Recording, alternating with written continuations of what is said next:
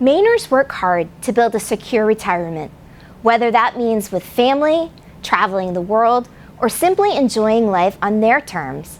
But for those who have built a nest egg, there's a growing threat that could put everything at risk: fraud. Scammers are finding new ways to target people of all ages, but retirees are especially vulnerable. For those who fall victim, the impact can be devastating, wiping out a lifetime of financial security in an instant. That's why Maine credit unions have come together to bring you this briefing. You'll hear directly from experts, including policymakers and representatives from local law enforcement, about the devastating impact of scams, especially on older Mainers.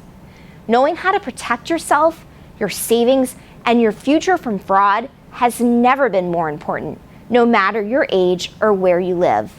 We all have a role to play. Financial scams and fraud are not confined to any one locality, culture, or age group. All of us are targets within its crosshairs.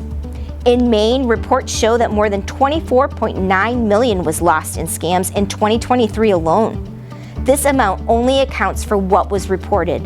If current trends remain on track, this year's losses could more than double. It's definitely a significant problem in Maine. Scams, and particularly imposter scams, is a particular problem, and I think it's growing. I think the numbers from the Federal Trade Commission in 2024, which is the most recent numbers that were made available, there were $24 million in that were lost as a result of scams. That number has been growing. And I think that number is probably higher. I think there are some people that are the victim of a scam that maybe don't realize they were a victim of a scam and therefore don't report it. Or there are those that are a victim of an imposter scam or a scam of another kind that maybe feel embarrassed that they were scammed and don't report it for those reasons. So it's very serious, and unfortunately, I think it's a growing problem that is bigger than the numbers probably indicate. There is no particular demographic that we see emerging as being a more vulnerable population here in the state of Maine. What we do see is that those Mainers who are being victimized by scams are probably relating with the person over text, over email, over the internet. That is the population that we see really being harmed or being caught up in different scam activity that is costing Mainers millions and millions of dollars every single year.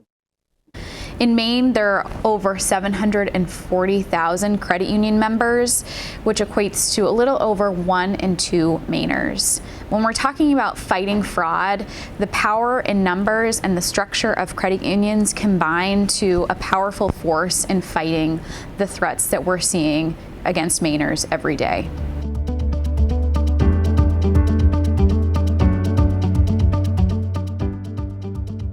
As scams become more common and financial losses continue to grow, it's crucial to stay vigilant, not just for us, but for our loved ones. Protecting against fraud starts with awareness, understanding how scams work, and recognizing the warning signs. Some schemes have been around for years, like romance scams, grandparent scams, lottery scams,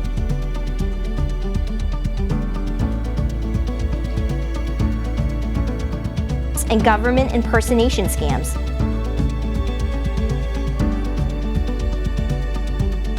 Yet, they continue to evolve and claim new victims. With the rapid deployment of artificial intelligence, where a con artist can replicate the voice or face of a grandchild, there's no stopping their ability to constantly produce new and ever more convincing scams. I think there's a lot of factors that have led to the meteoric rise in fraud victimization in recent years. Just in the last year, there's been something like a 30% increase in the number of Americans who have lost money to scams. Well, what's causing that? There's a couple of factors. One is technology. It's easier and easier to pretend to be somebody you're not, whether it's through AI or some other technological device. And that makes it hard to determine what's real and what isn't. And the other piece is also technology related, which is, Back 20 years ago, when we would talk to scammers about how they did their craft, practice their craft, they'd say, well, I get guys in a room and they dial 200 phone numbers manually on a rotary dial phone, and they're lucky to talk to maybe 5 people and maybe one scam. Now you've got guys on laptops all over the world, and they've got this robocall technology where they can press a button and make 10,000 calls in 5 minutes, very inexpensively. And so it's sort of become a numbers game. I don't think human beings are more vulnerable than they were before, but there's just more people doing it, fewer barriers to entry, and just more people being pitched, I'd say. For what's being reported into the Attorney General's office, what we see is really a number of scammers are using technology to access people, right? So again, like I said, whether it be through the internet, through email, through pop-ups on a computer that are suggesting that there's some virus or something that you need to do, whether it be some sort of robocall, some sort of telephone call where somebody does call in or text in order to try to drive certain behavior.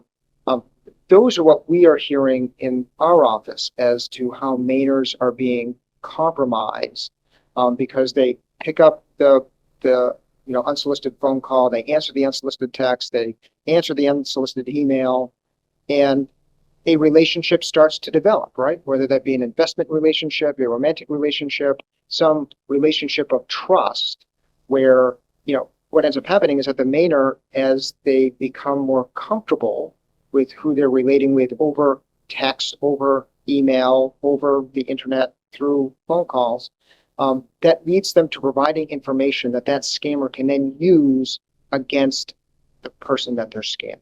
One thing that we often see is that scammers really try to get people to act urgently. They don't want people to stop and really think about what they're being told, because if they stop to think, they might see the holes in the story. And so, if there's one takeaway I hope people have about, preventing scams and not falling for scams is really when they're sensing urgency to just slow down and really think about it. And it may involve, calling a trusted friend or family member, especially with some of the scams that we see, like the grandparent scams. The scammer wants the person to act immediately because they're worried about their loved one. They're not taking the time to maybe call a family member to ask, is my grandchild really in trouble? Because the scammer knows if they did that, then, they would see that this is all a scam.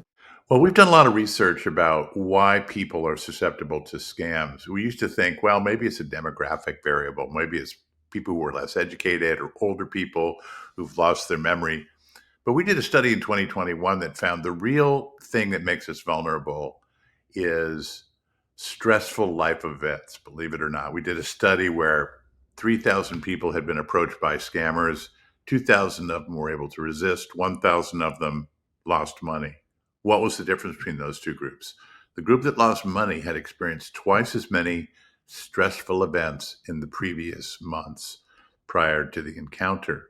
What's a stressful life event? Taking care of a loved one. So caregivers, people who have chronic illness, people who have experienced the loss of a spouse, moving. There's all kinds of things that can contribute to that stress.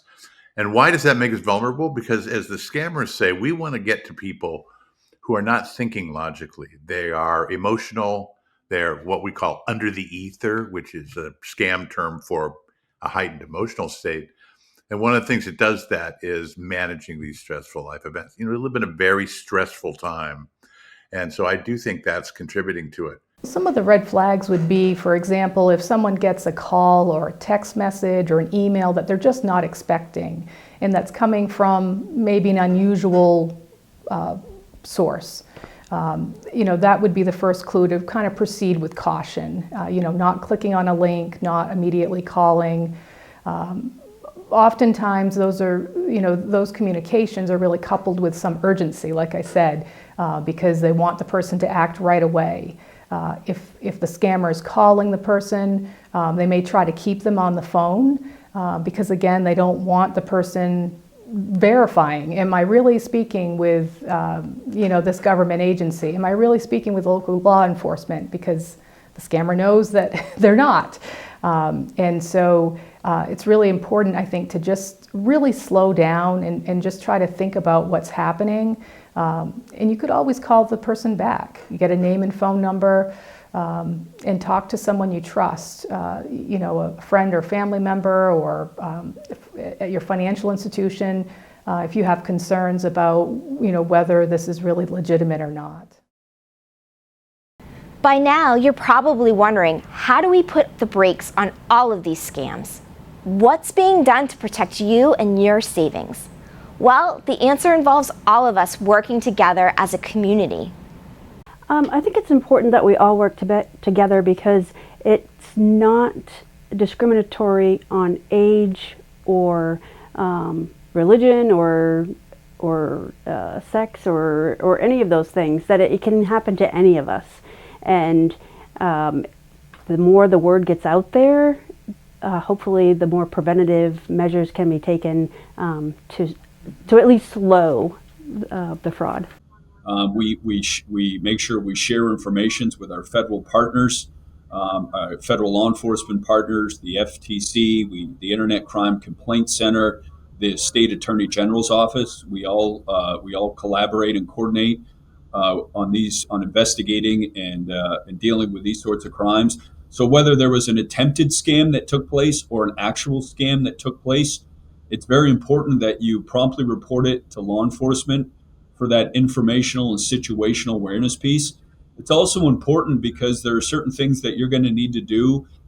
You're going to want to file a report with your local law enforcement agency. You're likely going to want to contact your financial institutions. They'll require a law enforcement number. You're probably going to want to deal with one of the major 3 credit reporting bureaus and do a credit freeze or a credit alert.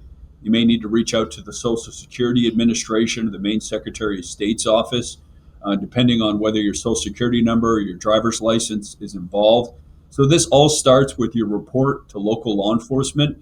That helps. That's kind of the starting point. That will facilitate the rest of those reports. And this might be a smaller piece of a larger puzzle. And that information could be critically important when we work with our federal authorities when it comes to the investigation of these incidents. So for those reasons, it's critically important to report these scams or attempted scams to your local law enforcement agency, sheriff's department, or state police, whoever provides law enforcement services in your area. Yeah, I think the financial institutions of Maine are educating their frontline tellers to identify those red flags that might indicate that they're being taken advantage of some sort. It's really difficult because the funds in those accounts really do belong to the customer. But I think they've been trained to ask those open-ended questions, hoping to get some feedback from the customer, and then being able to ask additional questions to see if they can come to a conclusion that they are being scammed rather than making a large purchase. If we do our job right, and Mainers are thinking about their vulnerability to scams and imposter fraud, then I think we can protect from more money going out of the state of Maine.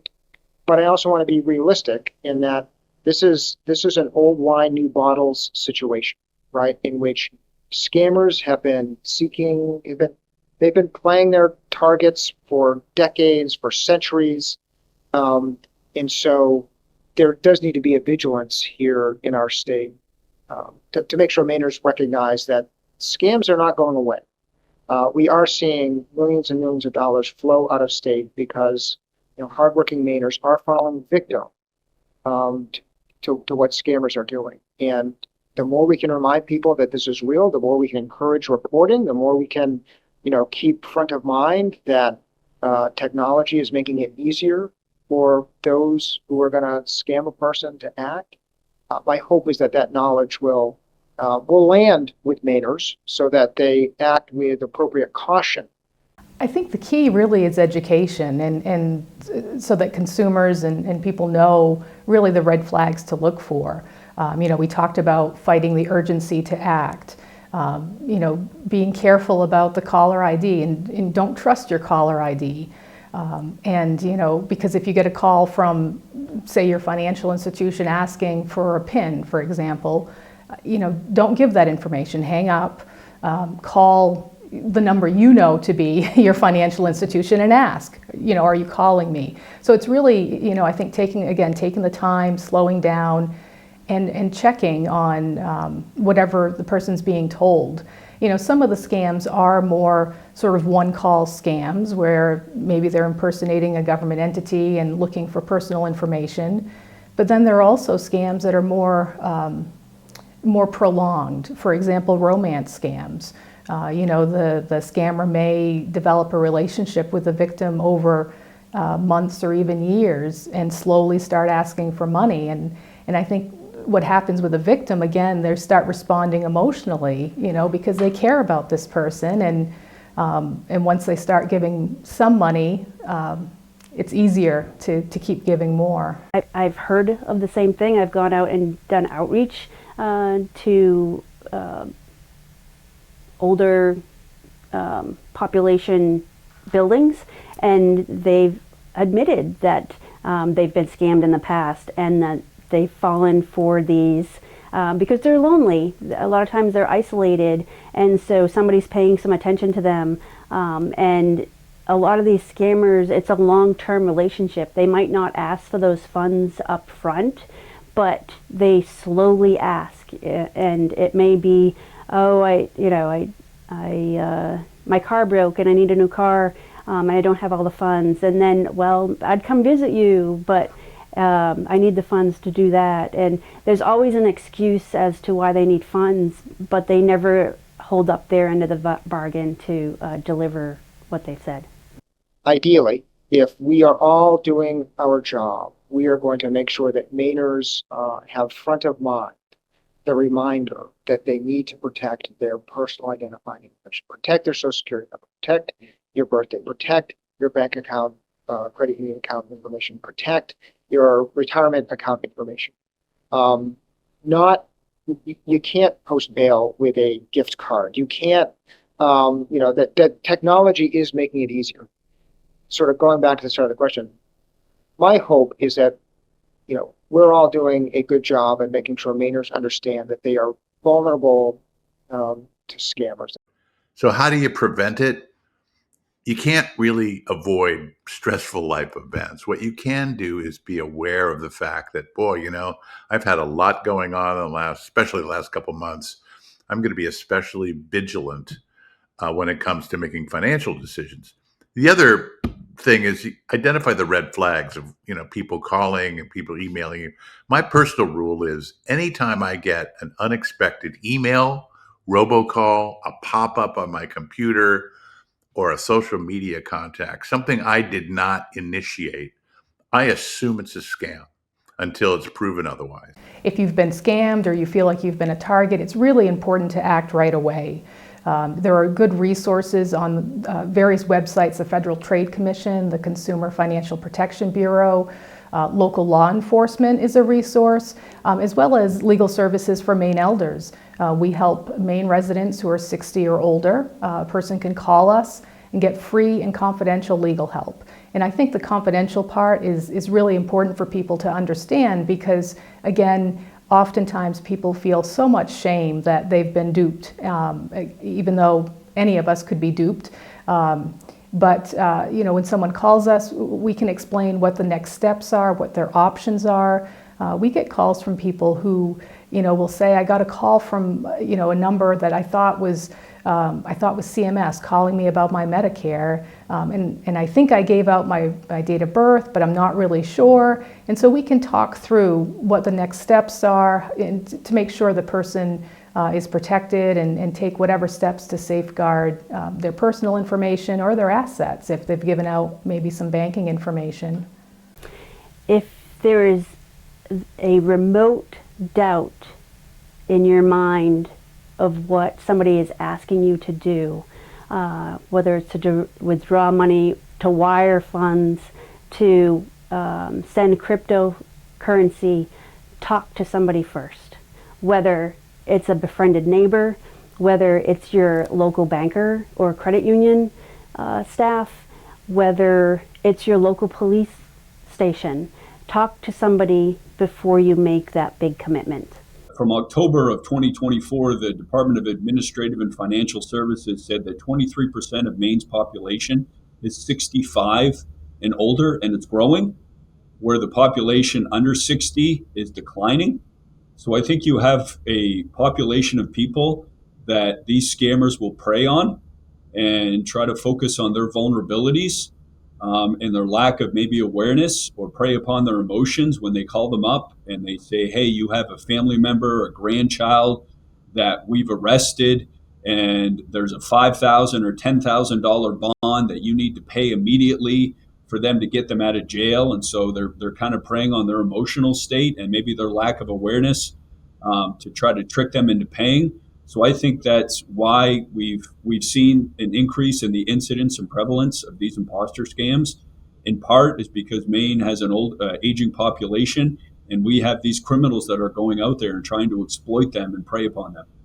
And so you really have to be vigilant about what's going on in your own life to see if you're vulnerable to begin with.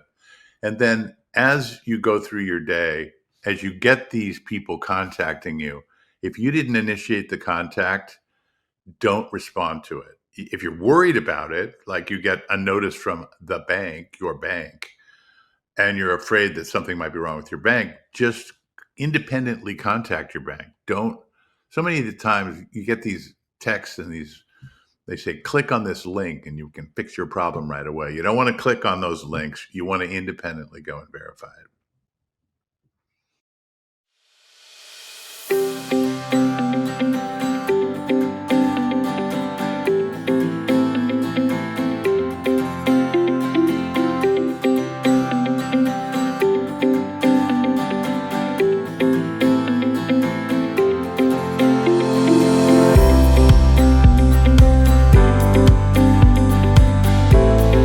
Unions are built on the spirit of collaboration, and through our work on preventing fraud and scams, we have taken that spirit of cooperation and moved it from our movement to the wider community in Maine. So whether that is law enforcement, whether that is our Attorney General's office, whether that is a local member who is looking for more information on how to prevent these scams, we are there to collaborate, to help, and to make sure that the end is met, and that is making sure that fraud is gone in our community. Fraud is pervasive and can happen to anyone, but education and awareness are the best defenses. Stay informed, stay connected, and stay cautious, whether answering a call, speaking with a stranger, or responding to an unexpected text message. And if there's one golden rule to follow, it's this: always verify before you act. On behalf of Maine's 48 credit unions, I'm Jen Burke. Thanks for joining us and doing your part to fight fraud.